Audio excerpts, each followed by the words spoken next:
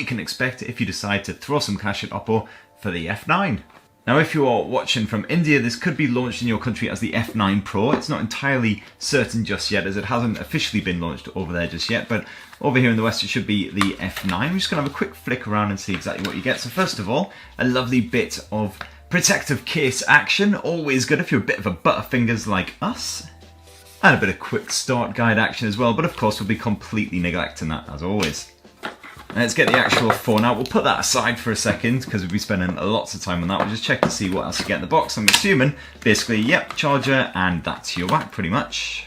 This was shipped to us fresh from Asia by Oppo, so cheers guys. So of course it is an Asian adapter, as you can see there, but you can expect a proper 3-pin one if you buy it here in the UK. And unfortunately it is a bit of micro USB actually, it's not the Type-C reversible effort, so that's a bit of a shame, but never mind, hey ho. And you get some little earbuds bundled in the box as well, so that's a nice little bonus extra. Of course, they're the usual hard shell type that will absolutely shave your ears to bits, but you can't expect the moon on a stick. Oh, I should never have taken them out of here. I'm never going to get those back in now. He says, doubting his own extreme skills. Oh, and of course, cannot forget, you do of course get a Pokey Pin device. You can actually get your SIM card in this mother, always handy. So let's chuck the box and everything aside, and then we'll actually check out the Oppo F9 in all of its glory. Now the Oppo F9 unsurprisingly rocks the same smartphone design language as pretty much every other handset released in 2018. It's got a nice glossy rear, so it's nice and shiny, and it'll also probably scuff up a bit of a storm as well, which of course will be great when I'm trying to get lots of sexy shots of it. However, Oppo has actually put a good bit of effort in as well, and hopefully you can make out here, it does rock a very cool sort of speckled diamond design. So when you sort of tilt it towards the light, the diamond pattern sort of spread across the surface, and it's very funky indeed, and something we don't see on any other handsets. The closest I've seen to this is the likes of the Honor 10 with its funky disco style striations that catch the light just so. I'll just hold it up here so you can really check it out. Unfortunately it is a bit scuffed already, but you can pick it up in a number of different hues. This is the Twilight Blue model, and you can also grab it in Story Purple or Sunrise Red. Doesn't that sound lovely? Apologies again for the greasy prints. I haven't even had a kebab for breakfast or anything today, not sure what's going on there.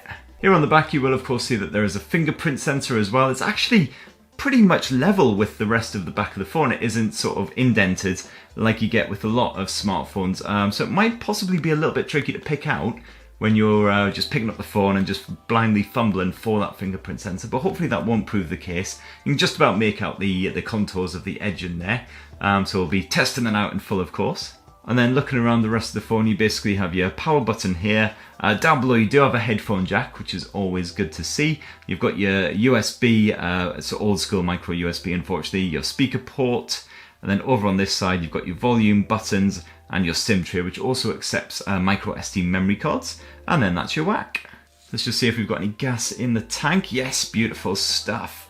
So now we can get it all set up, and we'll have a bit of a run through the operating system and everything as well. Now it looks like Oppo has actually installed a screen protector on top of the display as well, which is always good to see. A lot of the smartphones we've rocked from 2018, certainly the Asian ones such as the Huawei P20 series, the Honor, stuff like that, they all seem to come with a pre-installed screen protector, which is great because I'm absolutely rubbish at putting them in myself, so it's good to have that bit of extra protection. So I've gone through the boring Wi-Fi setup, Google setup, all that kind of shenanigans, and now we're into the security stuff. And as you can see, it's got a nice bit of facial recognition on top of that fingerprint sensor, so that's always great to see. So we'll get that all set up now. So first of all, just add the fingerprint, just a case of just tapping this bad boy over and over. And now we'll do the face enrollment. So just got to get my mug in position, and hopefully it'll take a good old read of that. There we go. And as you can see, you can just pick up the phone, it will immediately turn on the screen and it will look for your face. So it should be nice and easy, you shouldn't even have to hit that power button. Great stuff. And there we go, setup all complete. So as you can see, it's a bit of Android 8.1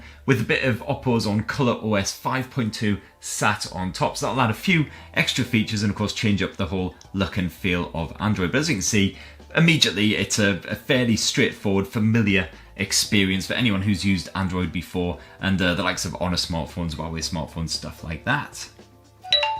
So immediately we're getting little messages up, which just basically help with the general setup, things like that. As you can see, pull down the notifications bar, that basically looks exactly how you would expect. You can dive on into the settings, and we're expecting quite a lot of bonus stuff in there. So it's actually been a while since I've used an Oppo phone, I have to admit, so a lot of this stuff might be quite new to me, so we'll go through it together. First of all, turn on little bits like the battery percentage for the notifications bar, stuff like that, so you can get it set up exactly how you want. It's always good to see a form of night mode. In this case it's called Night Shield, so you can just schedule that to come on, so for instance starts at 10 o'clock at night till 7 o'clock in the morning, and all it does is it basically just filters the blue light for a nice easy, warm, comfortable, easy on the eye experience, so that's great to see. There's a quiet time mode which basically allows you to set a kind of a do not disturb mode which turns on automatically or manually. Of course the security stuff we've already set up. Smart convenience. This allows you to configure the navigation keys, so I actually prefer it set up so it's back to the left rather than that Samsung style other way around. And you can also hide the navigation keys from sight as well and use swipe up to get them onto the screen. And if we dive down a bit, as you can see, you've got usual app management and everything. You can clone your apps if you have more than one account, which is definitely handy.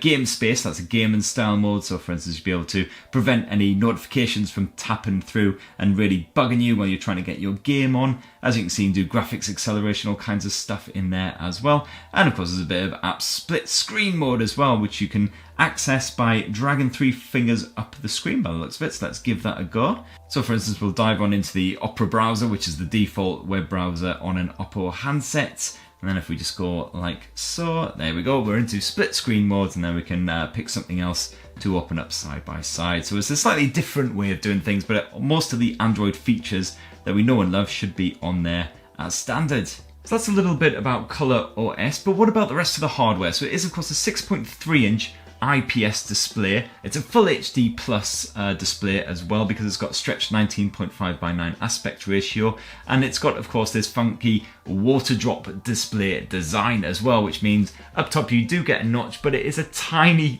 little notch, possibly the smallest notch we've ever seen. And that basically means you still get a front-facing camera up top, but also that screen does stretch all the way to the very top of the phone as well, pretty much covering the entire front of the phone. In fact, you only get this tiny little bezel down below, not even any branding or anything there, and quite skinny,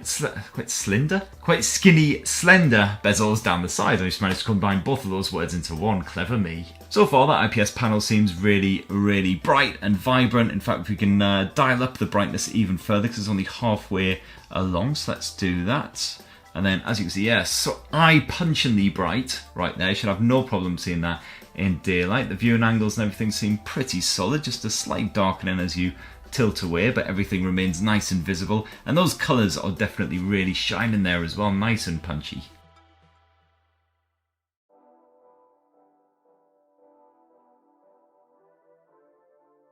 Now running the show, it's actually a MediaTek chipset. It's the Helio P60, which I believe Oppo's used in a couple of other phones such as the F7 before. And you can get it in either 4 or 6 gigs of RAM. In this case, it is the 6GB model. I'm not sure if all of the phones coming to the UK will be 6 gigs or if you'll get a choice. So far, touch wood, apps seem to load up pretty quickly. You can obviously do the bit of split screen and everything as well, and hopefully it'll stand the test of time quite nicely. It's really frustrating when you get a good mid-range handset and it starts to slow down after just a sort of a few months. So fingers crossed this will stand the test of time quite nicely. As for the storage, you should get 64GB on board as well, so let's just dive into the storage section. It's buried away in the additional settings, of course it is. So there it is. And as you can see, 64GB of storage space. But you do only have 47.3 to play around with for your apps and all the rest of it. Still quite a lot. You should be able to get a decent amount of Spotify songs, Netflix movies, things like that downloaded, as well as apps and the rest. And it's got micro SD memory card support as well, so you can expand that storage on demand. And what about the battery tech? Well, it's a 3500 milliamp cell. I believe the battery is actually there in the main settings. There we go. Now it supports a bit of VOOC flash charging, probably mispronounced that completely, but basically it's a super fast and super safe way of charging your smartphone. Hopefully, just like OnePlus's Dash Charge, it'll keep the phone nice and cool when charging up, and you apparently can get a couple hours of use from just 5 minutes at the plug. So we will see how effective that is. Stay tuned for our in-depth review, of course, of the Oppo F9 for all you need to know. And as you can see here, you can get straight into the power consumption deal, so you can see exactly which apps are draining your power. You've got the power saving mode, so plenty of little services on board there to help you get the longest possible battery life from the Oppo F9. Which brings us on to the camera tech, and as we saw earlier, you get a dual lens rear sensor on the Oppo F9. There's a 16 megapixel primary camera with an f1.85 aperture, and that's backed by a 2 megapixel f1.85 secondary depth sensor essentially, just to help out with those portrait modes and the rest. If we dive on into the camera app, it looks like your typical sort of traditional Android camera. Lots of settings to maybe wrap your head around. You've got plenty of portrait modes and all that kind of stuff to play around with as well. So portrait mode of course uses both lenses to lock onto your subjects and blur the background. You've got sticker mode, so you can basically add lots of AR style effects, such as of course funny bunny ears, all this kind of stuff, the kind of shenanigans you'll find on an Honor handset for instance. Panorama mode and expert mode, which gives you full manual controls. So just a quick tap there, and as you can see, you can alter the white balance, the ISO level, all this kind of stuff. Go back into the standard auto photo mode, you can see you've got HDR up top. You've also got a super vivid mode, which will just really boost those colours presumably. And you've got a timer you can play around with as well. And then this here is basically just allows you to boost that camera app so it uses the full screen. Of course you get the usual filters and a beauty mode and everything as well. And if we give this a little tap, it's a bit of Google Lens action. Dive on into the video mode, and it shoots 1080p by default, but you can flick between that and 720p. There's no support for 4K resolution video sadly, so pretty straightforward stuff there. And of course you can shoot usual slow motion and time-lapse shenanigans as well. And then if we flip around to the front-facing camera, there we are, hooray! It's got, as you can see, a whole bunch of different modes again that you can use, such as sticker mode. Oh, well, there we go. Don't I look fetching? Oh, I hate sticker mode so much.